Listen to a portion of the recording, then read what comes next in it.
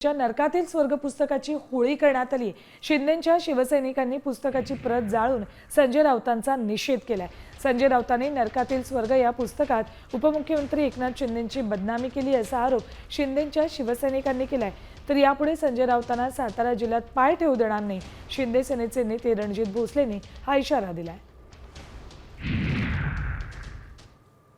सम्राट बाळासाहेबांच्या विचारानं लावलेलं शिवसेनेचं हिंदुत्वाचं रोपटं हे त्यानं नष्ट करून नवाब म्हणून त्याचा उल्लेख व्हायला लागल्यानंतर आमच्या सातारा जिल्ह्याचे भूमिपुत्र माननीय उपमुख्यमंत्री एकनाथजी शिंदे साहेबांनी ते रोपटं वाचवण्याचा प्रयत्न केला, हिंदुत्व जागृत ठेवण्याचा प्रयत्न केला।